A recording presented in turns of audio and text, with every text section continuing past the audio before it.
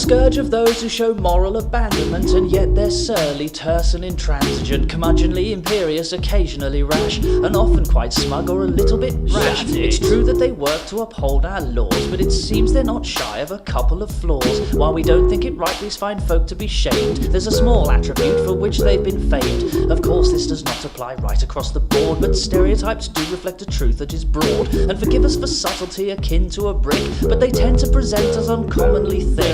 Call them the rozzers, the crushers or cobs, blue bottles, bobbies, the pigs or the slobs. Call them old Bill or the fuzz or the screws, just don't call them bright when they're looking for clues. Drat the peelers. Drat the peelers. As public servants, they should act more respectfully to ladies or gents who are needing them urgently. Manners cost nothing when asked for assistance, but many I've met engaged with impertinence. Good sir, I beg you detain this dipper. I can't do that, sir, he's barely a nipper. But look at this flimp, he's got sparks in his pocket, and what's more, he tried to take my good lady's locket. The little chavvy prig started crying on cue. His kidsman had taught him right well what to do. Her Majesty's officer, clearly a mug, turned to the rascal and gave him a hug. What's wrong, little boy? The rozzer inquired. He just tried to touch me, responded the liar. The copper then put me in ruffles at once and nibbed me right falsely for being a nonce. Drat the peelers. Drat the peelers. Drat the peelers. Drat the peelers.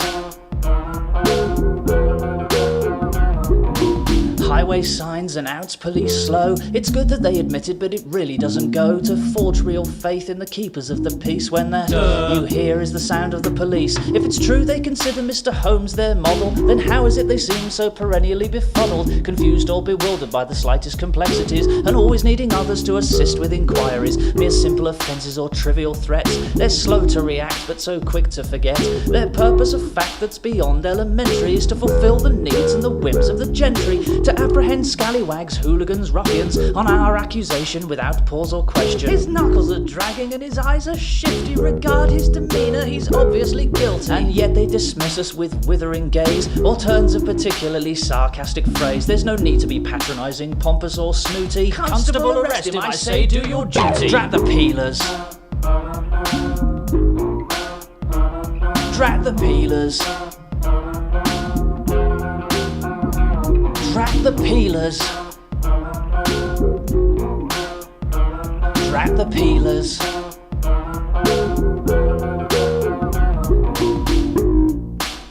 Of course, we'd like to express our sincere respect and admiration for Her Majesty's Police Service. They do an unenviable job in often difficult circumstances, and it's probably not helped by the likes of us making frequent satirical jibes at their expense.